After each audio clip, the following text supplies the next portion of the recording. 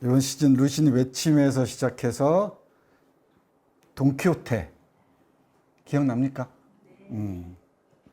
그리고 헨리 제임스 여인의 초상도 했었어요. 세 번째가 마르케스 100년의 고독 했네요. 책이 다 만만치 않았었습니다. 그리고 다섯 번째가 라블레 가르강띠아 팡타그리에를 읽었었습니다. 그리고 여섯 번째가 마이산을 지나왔습니다.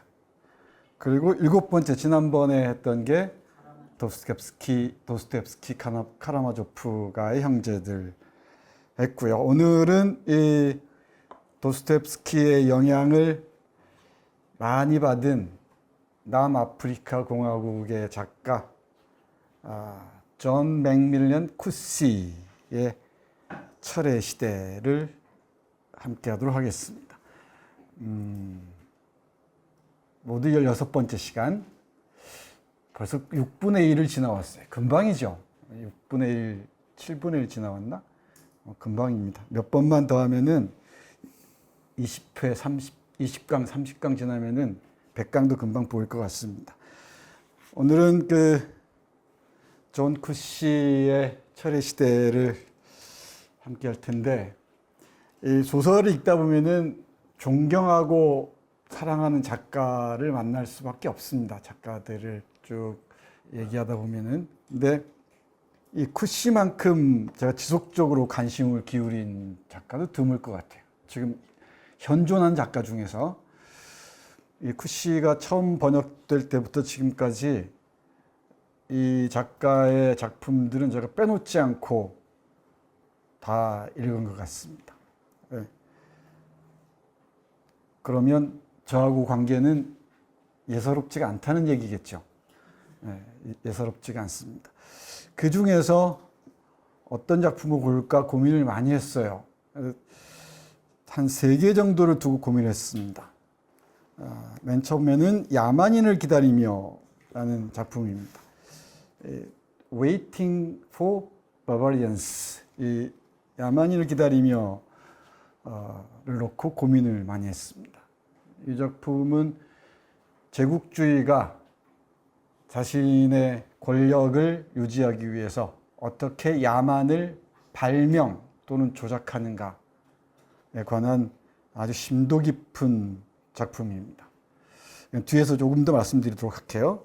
그 다음에 마이클 케이, 이 마이클 케이와 마이클 케이의 삶과 시대가 풀네임인데, 이 마이클 케이도 만만치 않습니다. 카프카의 영향을 많이 받은 작품입니다. 이 소송하고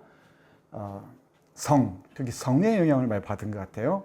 이 마이클 케이라는 한 인물을 통해서 남아프리카 공화국 곳곳을 전전하는 한 인물, 끊임없이 탈주하는 인간의 형상을 그리고 있습니다. 정말 소설 잘 씁니다. 그 세 번째가 철의 시대인데, 에이지 오브 아이언입니다. 우리가 아는 그 철의 시대입니다. 오비디우스가 변신 이야기에서 얘기했던 그 철의 시대입니다. 황금 시대, 실버 에이지, 은혜 시대, 브론즈 에이지, 동해 시대, 그다음 아이언 에이지 이러죠. 그 철의 시대, 인류가 대지를 다 파헤치고 착취하고 약탈했던 그 시대, 그 시대를 의미합니다. 이 철의 시대 이 세 작품을 놓고 고민했어요. 물론 이제 이 소설 말고도 어둠의 땅이나 존 쿠시의 3부작, 자서전적 3부작 등등 중요한 작품들이 많습니다. 그리고 추락이라는 중요한 작품이 있네요. 추락, 디스그레이스라는 제목의 추락까지 대여섯 편을 놓고 고민을 하다가 3편으로 골랐고, 그 중에 철의 시대로 낙점을 했습니다. 네, 여러 가지 사연이 있을 텐데, 제가 요즘 고민하는 테마하고 관련이 있어서 이 작품을 골랐습니다. 이 고민의 테마가 이겁니다. 식민자의 내면 풍경은 어떨까? 우리가 피식민자의 얘기들은 많이 들어왔어요. 그러니까 식민지 상황에서 식민지를 겪은 사람들의 고통, 차별, 모욕감, 이런 문제에 대해서는 많이 읽어왔는데, 식민자들은 어땠을까? 그러니까 식민지를 지배하러 온 사람들 있죠. 그러니까 제국주의의 이 자들과 함께 이식된 사람들 또는 이주해 온 사람들, 그러니까 그러니까 피식민지인들을 차별한 주체들이죠. 이 차별한 사람들의 내면 풍경은 어땠을까? 우리는 한국의 상황을 떠올려 보세요. 나카무라, 하야시 하면은 늘 일본인들은 부정적으로 떠오르죠. 우리를 억압한 일본 제국주의 앞제비들, 이런 식이잖아요. 그런데 문학의 영역에서는 여기에서 멈추면 안 됩니다. 인간이 이 선과 악으로 명료하게 구분되는 게 아니죠. 이 사람들도 인간인 이상 그 안에도 다채로운 그 인간 군상들이 있을 겁니다. 그러니까 일본에서 한국에 온 그 사람들도 조선인을 바라보는 관점이 달랐을 거예요. 그리고 조선인들을 바라볼 때 이 우월자 의식, 우월 의식이 있는 사람도 있었겠지만은 또 동시에 동정이나 연민의 대상으로 바라본 사람도 있었을 테고, 또는 그 자신들이 제국주의자의 그 앞서서 또는 함께 왔다는 것 때문에 자신들이 누린 특권 때문에 내면적으로 고통받는 사람도 있었을 겁니다. 그렇죠? 내가 일본인이라는 이유 때문에 왜 조선인들 위해 군림할 수 있고 해야만 하는가? 이런 자의식이 작동한 작가들이 없지 않았겠죠. 이런 문제들을 고민하는 게 문학의 영역입니다. 근데 식민자들은 어땠을까? 특히 식민자 중에서 식민자 여성의 그 고백을 들어보고 싶었습니다. 그러니까 이 제국주의의 국가에서 태어난 작가들이 주로 취하는 포즈는 양심적 진보적인 지식인들 또는 리버럴 지식인들의 포즈는 피지배국 또는 피지배자들에게 동정하거나 또 제국주의자의 폭력을 드러내므로써 제국주의의 야만성을 공표하는 방향으로 나아갑니다. 그리고 자기들이 피식민지인들의 고통을 대변할 수 있다는 지점까지 나아가요. 그럴 수도 있죠. 양심적이고 진보적인 사람들은. 근데 이 쿠시는 그걸로는 설명할 수 없다는 거죠. 타자의 고통에 자신들이 타자의 고통을 대리해 줄 수는 없다는 겁니다. 그래서 이 쿠시가 선택한 건 이 식민자들의 내면에 자리 잡은 감정들을 드러내는 겁니다. 그 고통들을 드러냄으로써 제국주의가 피식민자들뿐만 아니라 식민자들에게까지 어떤 고통을 가했는가를 보여주고자 해요. 이게 이 사람이 취하고 있는 포지션입니다. 영국의 뛰어난 여성 작가 도리스 레싱이 있습니다. 이거 따라해 봐야 돼. 도리스 레싱. 이 페미니즘의 고전인 이 골든 노트북, 황금 노트로 유명한 사람이죠. 이 사람 작품 중에 플리픈 노래한다가 있는데 이 도리스 레싱도 아프리카에 생활했었습니다. 플리픈 노래한다에서 그 영국 출신의 한 여성이 식민지에서 겪는 정신의 황폐함들을 그리고 있습니다. 여기서는 근데 쿠시는 식민자 여성의 그 죄의식, 수치를 파고들어요. 이게 얼마나 죄로 가득한 이 짓이고 이 수치스러운 짓이냐라는 걸 파고들어가는 겁니다.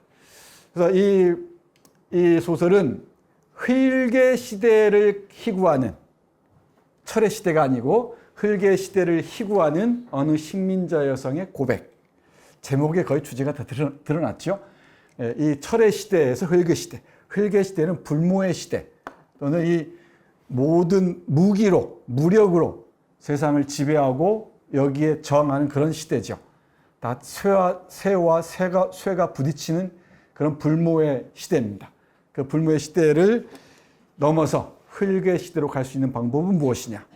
이 방법 중에 하나가 식민자들의 처절한 자기 비판이라는 거지. 이 어설프게 고통당한 사람들의 대리인이 되겠다, 이런 짓 하지 말자는 겁니다. 그 식민지를 경험한 사람들이 겪은 고통들은 대신해 줄 수 없다는 거죠. 타자의 고통은 우리가 말로는 쉽지만은 그 타자의 고통을 직접적으로 표현하거나, 즉 재현한다 그럽니다. 이 재현하거나 거기에 공감을 일정 정도의 한계가 있는 공감을 넘어선 그 수준 이상을 넘어설 수가 없습니다. 이런 고통받은 그 피식민지인들의 내면을 대변해 주겠다. 이런 헛소리 하지 마라. 우리에게 중요한 것은 이 식민자의 입장에서 우리의 내면 풍경이 얼마나 황폐해졌는가를 보라는 얘기입니다.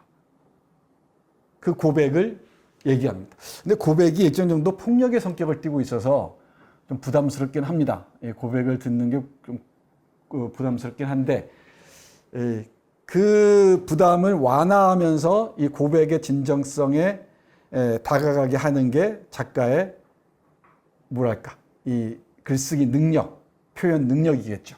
그러니까 표현과 재현 사이의 관계를 주목해야 됩니다. 어떻게 표현하느냐가 무엇을 재현하느냐와 긴밀한 관계에 있죠. 그래서 이 소설을 읽으시면서 남아프리카 공화국 얘기가 아니고, 쿠시 작품이 다 그렇습니다만은 남아프리카 공화국 얘기가 아니고 제국과 야만의 관계, 제국과 식민지의 관계를 전체로 아우를 수 있는, 또는 전체주의와 그 전체주의의 노예로 포섭된 사람들의 관계까지도 아우를 수 있는 상당히 그 깊이 있는 문제의식을 갖고 있습니다. 쿠시는 쿠체라고 또 발음하는데, 이 쿠시 작품을 대부분 번역한 이 왕은철 선생이 직접 이 작가하고 이메일 문답을 주고받은 바에 따르면은 이 사람이 어느 책의 역자 해설에 나오는데 쿠시라고 있는 게 맞다고 얘기를 합니다. 영어로 표현하면 쿠체라고 있는 게 맞는 것처럼 보이는데 쿠시라고 있는 게 맞다고 얘기를 하네요. 풋 할 때 굿 이렇게 읽는다고 합니다. 그럼 ZE인데 체라고 있는 게 아니고 C라고 읽는다고, 자기가 불러달라는 대로 불러줘야죠. 그래서 쿠시입니다. 존 맥밀런 쿠시 라고 있습니다. 이 왕은철 교수가 거의 다 번역해서 상당히 중요한 번역가입니다. 이런 번역가가 있어서 우리는 이런 작가들을 만날 수 있습니다. 남아프리카 공화국 하면은 네이딘 고디머라는 탁월한 여성 작가가 있어요. 이 가버린 부르주아의 시대하고 보호주의자, 하여튼 거짓의 나날들까지 나왔네요, 번역이. 걸작들을 쓴 작가가 있습니다. 이 네이딘 고디머가 먼저 노벨문학상을 받았어요. 그리고 그 뒤이어서 이 쿠시가 두 번째로 남아프리카 공화국 작가로는 노벨상을 수상한 이력이 있습니다. 그리고 철의 시대 의미는 알겠죠? 아마 철의 시대는 유럽적인 교양에 익숙한 사람들은 어렵지 않게 받아들입니다. 이거 로마의 그 시인 오비디우스의 메타모르포시스죠. 변신 이야기에 나오는 얘기고, 우리도 이게 낯설지가 않죠. 우리 60년대의 시인, 우리 시인 신동엽이가 껍데기는 가라에서 썼던 시 구절이기도 합니다. 이 쇳덩어리는 모두 가고 이 땅을 갈 수 있는, 보섭을 만들 수 있는 그런 그 농기구로 만들자고 얘기를 하죠.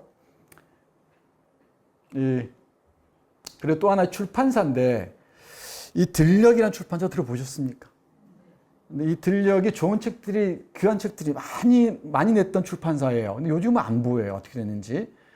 근데 여기에서 우리가 몰랐던 세계 문학들, 그 시리즈가 있습니다. 그 한 권도 빼놓지 않고 다 가지고 있는데, 예를 들면은 리스본행 야간 열차 있죠. 거기에 수록되어 있는 그 시리즈가 있습니다. 그 시리즈가 여기서 나왔어요. 제가 이 아이슬란드 작품이나 이 작품들 읽었던 게 이 시리즈를 통해서입니다. 그러니까 기획자가 상당히 명민했던 것 같은데 요즘은 잘 안 보입니다. 요즘 나오는지 모르겠는데. 그리고 쿠시의 중요한 작품들, 철의 시대하고 야만인을 기다리며, 그리고 마이클 케이의 삶과 시대, 이 세 작품이 문학동네 세계문학 전집에 수록되어 있어요. 그러니까 이 출판사가 어떻게 되는지 좀 행방이 궁금합니다. 이런 출판사들이 살아남아야 되는데, 작은 출판사들이 다양한 그 책들을 우리에게 소개할 통로가 돼야 되는데, 다 사라져버리고 거대 자본에 입각한 출판사들만 살아남는다는 건 그만큼 출판 생태계가 망가졌다는 얘기이기도 하죠. 자, 이제 보겠습니다. 역사를 알아야 읽을 수 있습니다. 이쪽이 케이프타운입니다. 케이프타운. 처음에 여기 희망봉이라고 해서 많이 들어보셨죠? 포르투갈이 그 바스코 다가마인가요? 그 콜럼버스가 신대륙을 찾기 전에, 미국을 찾기 전에 1488년에 여기를 발견하죠. 이걸 돌아서 인도로 갑니다. 다 향신료 찾아서 가는 길이었습니다. 근데 포르투갈 사람들은 별로 관심이 없었나 봐요. 그러다가 1652년에 얀 판 리베르크라는 네덜란드 사람이 정착하기 시작합니다. 이때부터 식민이 시작된다고 해요. 그러니까 네덜란드인들이 정착하기 시작합니다. 이 사람들이 보어인들이에요. 보어인들. 우리 네덜란드 하면 떠올려 보세요. 네덜란드 하면 튤립. 알렉산드르 듀마가 쓴 검은 튤립이라는 중요한 작품이 있습니다. 튤립 있고 또 뭐 풍차 있고 이게 히딩크 감독도 있고 굉장히 긍정적이죠. 이 네덜란드 생각하면은. 근데 제국주의 역사에서 네덜란드는 뭐 어느 제국주의 국가가 그렇지 않겠습니까만은 빼놓을 수가 없을 정도로 잔인했습니다. 근데 여기가 개신교 국가였어요. 북유럽 국가 중에. 그래서 이 개신교를 받아들여다 보니까 여러 가지 차별들이 있었던 모양이죠. 가톨릭과의 그 알력들, 그걸 피해서 온 사람들이 많았다고 합니다. 이 사람들이 보어인이 되는데, 보어는 네덜란드어로 농민이라는 뜻이라고 하네요. 곳곳에 이제 터를 잡습니다. 그리고 1814년에 영국이 들어와요, 다시. 영국이 들어와서 이곳을 둘러싸고 전투를 두 번에 걸쳐서 벌입니다. 하나가 제1차 보어전쟁, 많이 들어보셨죠? 여기서는 보어인, 네덜란드인들이 이겨요. 다 백인들이죠. 그리고 두 번째는 제2차 보어전쟁인데, 여기서 이 보어인들, 네덜란드인들이 지속적으로 저항을 했지만 영국인들의 수적 우세를 견디지 못하고 패배했다고 합니다. 그래서 1902년에 트란스발 공화국, 그 다음에 오라니에는 오렌지의 네덜란드식 발음입니다. 이 네덜란드는 오랫동안 스페인 영향을 받았어요. 스페인에서 왕을 파견했다고 해야 되나? 그래서 오라니에라고 합니다. 오란의 자유국이 있었는데, 이게 이제 보어인들의 국가였는데, 여기까지 다 오라니에, 이쪽 뭐 트란스발 이게 있는데, 영국이 이곳을 노렸던 여러 가지 이곳이 있겠죠. 바로 금하고 다이아몬드입니다. 남아프리카 공화국 하면 다이아몬드 얘기를 많이 하죠. 자본이 저주가 될 때가 있어요. 금하고 다이아몬드 때문에 전쟁이 벌어졌다고 하네요. 물론 여기에 처음 살았던 사람들은 다 원주민들이죠. 줄루족부터 시작해서 여러 그 아프리카의 부족들이 살았었는데, 유럽인들이 들어와서 다 유럽해버립니다.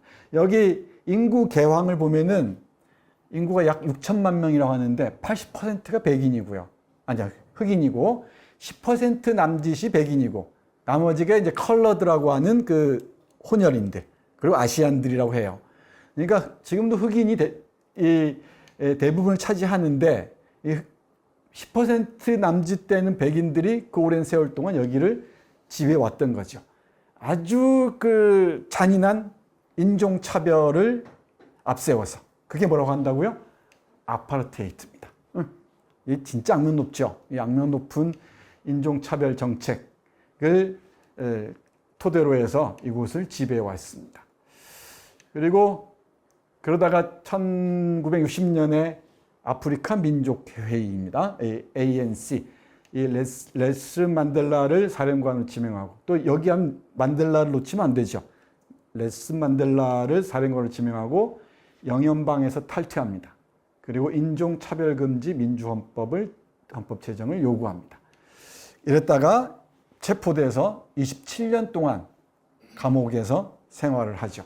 그리고 90년에 만델라 석방되고 아파르테이트 정책이 공식 철폐됩니다. 인간이 저지른 인종차별 중에 가장 사악한 정책 중에 하나라고 얘기를 합니다. 상상을 초월합니다. 이거 하나하나 거의 설명하지 않겠습니다. 왜냐? 쿠시를 읽으세요. 그러면 압니다. 그리고 94년에 만델라가 최초의 흑인 대통령 당선됐는데, 그 이후에도 치안 상태가 불안하고요. 또 독립한 국가들이 늘 경험하는 공식 루트들이 있다 그랬죠. 이 부패와 타락, 사회적 불안, 부정부패로 많은 고통을 겪었다고 합니다. 그런 나라입니다. 그런데 남아공 월드컵을 지나면서부터는 차츰 전국도 안정화되고 있다고 합니다. 남아프리카 공화국의 약사를 보면 이렇습니다. 이 소설들을 보면 이렇게 쭉 나옵니다. 다 지들 나라예요. 이스트 런던, 포트 엘리자베스, 그죠? 이 조지아, 이 조지안 시대라고 있죠. 18세기부터 19세기 1831년인가 2년인가 빅토리아 여왕이 등극하기 전까지를 조지 시대라고 합니다. 4세까지, 조지 1, 2, 3, 4세까지 다 이렇습니다. 이 역사를 배경으로 해서 보겠습니다. 이 사람입니다. 존 쿠시, 이 할아버지 잘 봐두시기 바랍니다. 성자처럼 보이죠. 실제 그랬다고 해요. 대단히 금욕적이고 어떤 뭐랄까요, 그 죄의식을 끝까지 안고 살아가는 남아프리카의 케이프타운에서 태어났습니다. 40년생입니다. 지금 아직 살아 있습니다. 아버지는 네덜란드 이민자 후손이고요. 변호사였다고 합니다. 네덜란드 이민자 후손이고 어머니는 폴란드계 독일 이민자 후손입니다. 교사였다고 해요. 그러니까 둘 다 백인이죠. 변호사와 교사를 아버지로 두고 있습니다. 근데 자신이 백인으로 태어나고 싶지 않았는데 백인으로 태어난 게 숙명이 돼버린 거죠. 우리도 종종 그런 경우 있죠. 제 친구 중에 하나가 인도를 다녀오고선 한 말이 있습니다. 어쩌다 우리는 한국에 태어나서 이렇게 그나마 편하게 사는데 인도 사람들은 어쩌다 그렇게 태어나서 저렇게 고통스러운 삶을 사는지 우리가 상상하기 어려울 정도의 삶의 환경 속에서 살아가고 있잖아요. 인도 작품들도 나중에 해야 되는데 이를테면은 로힌턴 미스트리라는 작가가 있습니다. 인도를 대표하는 작가 중에 한 사람이죠. 로힌턴 미스트리가 쓴 적절한 균형 대작이 있습니다. 적절한 균형. 아마 그 소설 읽으시면은 인도의 삶이 어느 정도 고통스러운지 좀 알 수 있을 것 같습니다. 여름방학 길잖아요. 그럴 때 이 벽돌책 한번 읽어보십시오. 적절한 균형. 900페이지, 1000페이지 가깝습니다. 인도의 현대사와 인도의 아직도 온존하고 있는 카스트 제도, 그로 인한 고통의 극한의 고통들이 어디에 이르고 있는지를 볼 수가 있습니다. 그래서 그 사람들은 어쩌다가 저기 태어나서 저런 삶을 살아가야 하는가. 그런 고민을 얘기한 적이 있습니다. 이 쿠시 같은 경우는 어쩌다가 백인으로 태어나서 이 백인들이 저지른 죄악들을 다 감당해야 한다는 그런 십자가 아닌 십자가를 짊어지고 있는 거죠. 그러니까 존 쿠시에게 글쓰기란 제국주의자로서, 제국주의 후예로서 어떻게 속죄할 것인가 문제와 관련되어 있는 것 같아요. 소설은 자신의 사유의 방법이라고 얘기를 하죠. 아주 간결한 문장들을 구사하는 주로 시적인 문장들 하나하나를 통해서 제국주의자란 무엇인가 경유해서 인류란 무엇인가, 인간이란 무엇인가를 묻고자 하죠. 대학원에서 포드 매덕스 포드 이 작가 주목해야 됩니다. 영문학에서 대단히 중요한 작가인데 훌륭한 군인이라는 작품이 명작으로 알려져 있고요. 그리고 퍼레이즈 엔드라는 대작이 있습니다.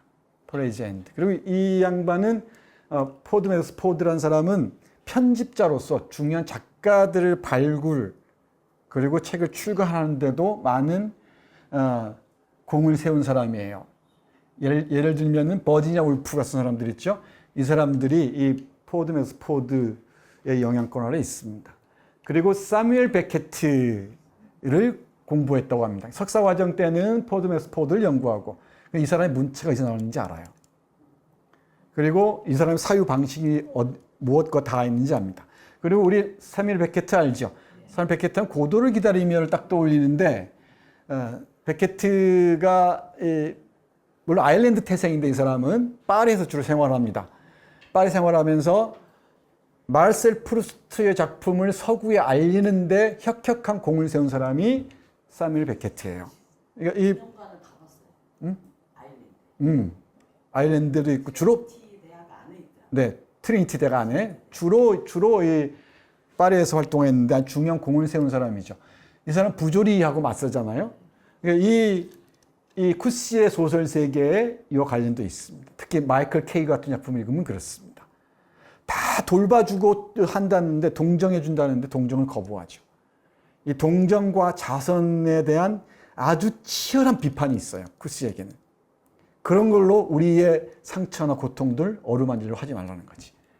이 자선이나 동정은 너희들의 죄의식을 희석하기 위한 아주 저열한 방법 중에 하나라는 겁니다. 정말 조심해야 한다는 거죠. 이런 거 보면은 베케트하고 관련이 되어 있는 것 같기도 하고, 또 이 사람의 중요한 작품 중에 페테르부르크의 대가 있죠. 이게 도스토옙스키 그 아들의 죽음과 관련된 소설입니다. 진실을 파고드는 도스토옙스키적인 이 방법에 또 깊이 영향을 받았어요. 그리고 앞에 잠깐 얘기했듯이 마이클 케이 같은 작품이 그렇듯이 카프카에스크란 말 쓰죠. 이 카프카적인 것에도 깊이 영감을 받았던 것 같습니다. 그 영향권에 있는 사람들을 보면은 이 사람들의 내면 세계, 사상적인 행보의 일단을 읽을 수가 있습니다. 그리고 이 사람은 소설가로 출발하기보다는 석사 박사 논문을 이렇게 쓴 걸 보면은 학자로서가 학자. 그래서 우리가 오늘 읽는 철의 시대에서도 여기 화자인 나, 커런 부인이 화자인 나가 고전을 강의하는 교수로 나옵니다. 지나가듯이 이게 나오는데, 그리고 여러 고전어들이 나오죠. 라틴어들이 나옵니다. 이 학자가 쓴 글이어서 다 그런 거 아닙니다만은 상당히 수준이 높습니다. 군데군데. 그리고 어둠의 땅, 이건 베트남 전쟁, 이 두 편이 실려 있는 이 작품집인데, 여기 더스크랜즈라고 합니다. 이 어둠의 땅은 베트남 전쟁과 관련된 게 앞에 있고 나머지는 가상 공간이죠. 60년대에 젊었을 때 베트남 전쟁에 반대하는 운동을 했던 모양입니다. 베트남 전쟁이 74년 4월 30일 맞죠? 이때 끝나죠? 어둠의 땅도 첫 작품인데 상당히 중요한 작품으로 알려져 있습니다. 나라의 심장부에서 야만인을 기다리며, 이 작품은 정말 중요합니다. 야만인을 기다리며 제가 여러분들의 견물생심을 자극해야겠습니다. 이겁니다. 이게 들력 버전이 훨씬 좋아요. 요즘에 세계문학 버전도 있긴 한데, 문학동네 세계문학 버전. 이 야만인을 기다리면은 뭘 보시면 되냐면은, 빨갱이의 탄생, 빨갱이의 조작과 딱 맞물려요. 여기 여기 배경은 어떤 변경입니다. 제국의 변경이에요. 프론티어예요. 제국의 변경에서 제국이 조금만 위기에 처하거나 그러면은 밖에서 유목한 사람들이나 수렵하는 사람들 잡아다가 악마로 만들어버리는 거야. 악마로 만들고 악마로 전시합니다. 그럼으로써 정착촌에 있는 사람들을 훈육하는 거죠. 그러니까 권력의 안정적 기반을 외부의 적을 통해서 확보하는 거죠. 이해가죠? 이건 조지 오웰이 1984에서 보여줬던 것이기도 해요. 1984에서 전쟁은 평화, 세 가지 구호가 있잖아요.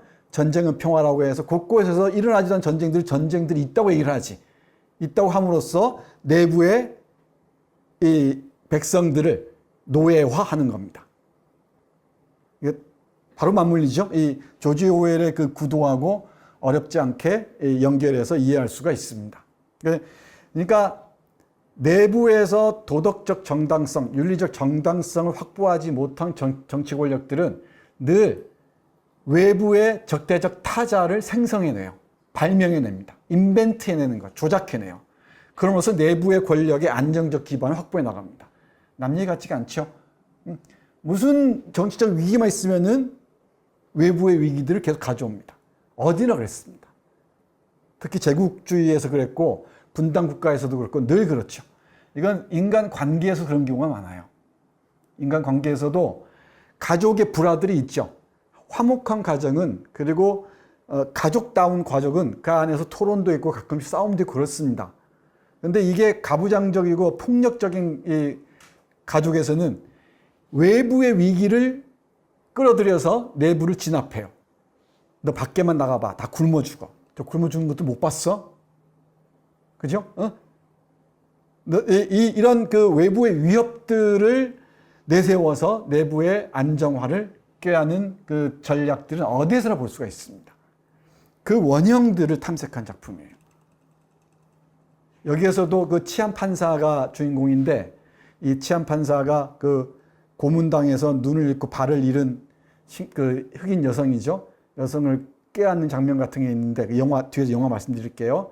이게 식민지인과 제국주의 앞잡이였던 치안 판사의 고백이에요, 이것도. 이 둘이 만날 수 있을까? 여기에 대한 깊은 고뇌를 보여주는 작품입니다. 이게 대단히 중요한 소설입니다. 야만인을 기다리며, 마이클 케이의 삶과 시대, 끊임없이 탈주하는 마이클 케이라는 인물입니다.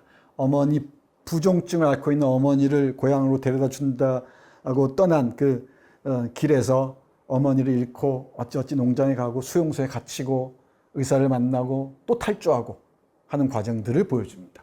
우리 지난번 까라만조프 할 때 대신문관 얘기 있었죠. 대신문관의 사상이 그대로 드러나는 것 같기도 해요. 이 수용소에서 노예가 되기를 거부하는 거죠. 그리고 90년에 철의 시대가 출간됩니다. 오늘 얘기할 작품입니다. 그리고 추락. 이 추락은 99년이라는 시점에 주목해야 돼요. 그러니까 1994년에 넬슨 만델라가 대통령이 됐죠. 최초로 흑인 대통령이 됐습니다. 그 순간에 그러면 흑백 갈등이 끝났을까? 그렇지가 않죠. 그리고 흑인들의 그 분노가 일순간에 사라졌을 리가 만무하죠. 이 문제를 다룹니다. 그러니까 백인 교수가 유색인 여성하고 제자하고 사랑했다는 이유로 쫓겨난 다음에 스스로 이게 이 교수직을 내놓고 떠나죠. 근데 자기 딸을 만나는데 이 딸이 백인들에게 폭행을 당하고 아이를 가져요. 여기까지 줄거리 이해 갔죠? 근데 이 딸의 선택이 뭐냐면은 이 아이를 낳고 살아야겠다는 거. 그리고 흑인들이 우리를 고통스럽게 해도 나는 견뎌야 한다는 겁니다. 무서운 소설이에요.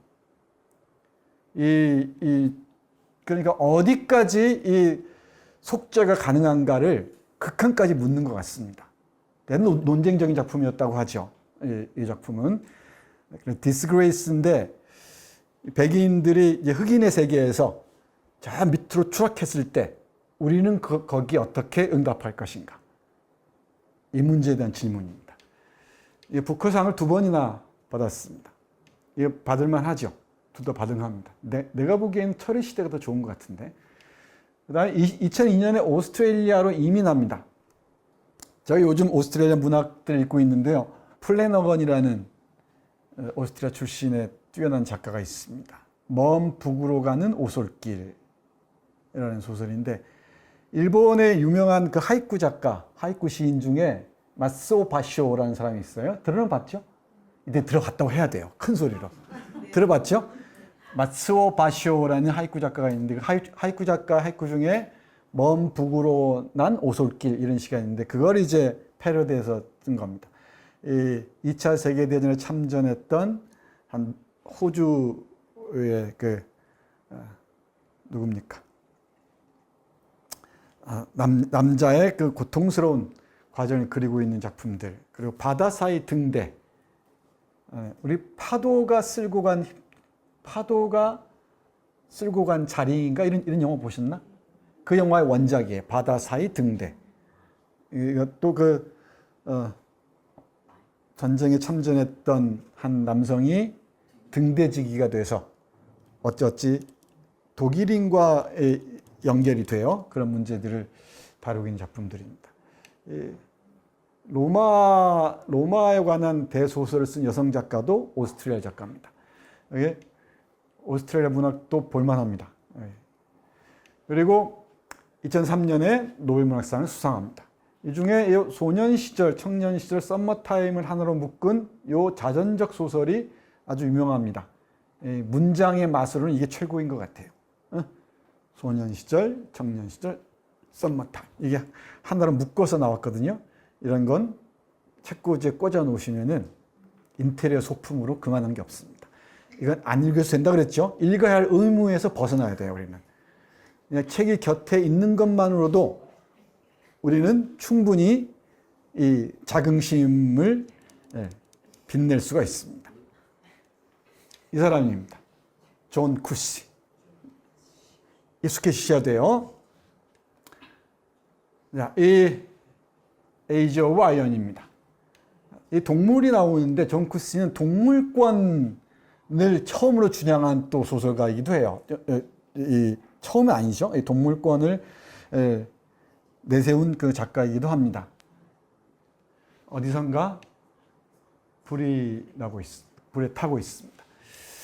여기 80년대처럼 보이고요. 배경은 케이프타운입니다. 케이프타운의 거리들이 쭉 나옵니다. 거리들이. 그리고 커런 부인이 화자예요. 백인 여성입니다. 그리고 퍼케일이라는 홈리스 흑인 남성이 있습니다. 이 소설은 고전학을 전공한 지적인 여성, 백인 여성 커런과 모든 걸, 이거 밀항했다가 다 모든 걸 잃어버린 남자인데, 이 홈리스로 전락한 흑인 남성 퍼케일의 기괴한 동거에 관한 편지예요. 아주 기이한 동거입니다. 앞에서 야만인을 기다리며에서 치안판사가, 백인 치안판사가, 그 권력을 다 장악하고 있던 치안판사가 고문으로 눈을 잃고 다리가 장애를 앓게 되는 한 흑인 여성과의 그 사랑 얘기를 한다 그랬죠. 나중에 보내주긴 하지만은 여기서도 함께 살아갈 수 있는가를 작가가 모색했던 것 같아요. 여기서도 그 얘기를 하는 것 같습니다. 커런 부인과 퍼케일이 주인공입니다. 어느 날 이 커런 부인이 늘 어느 날이 문제지. 어느 날 벨이 울리고 나서 난 전후는 완전히 다른 삶이 펼쳐집니다. 어느 날 의사로부터 암 진단을 받습니다. 유방암인 것 같아요. 한쪽 가슴을 절제했다는 표현을 보면은. 그리고 그날 자신의 집에 주차장에 이 흑인 남성이 뭔가 손가락도 못 쓰고 이런 뭔가 좀 기형적인 것처럼 보이는 흑인 남성이, 주전뱅이 남성이 들어와 있습니다. 이제 이 둘 사이에 오가는 얘기들, 얼마나 힘들겠어요, 만나기가.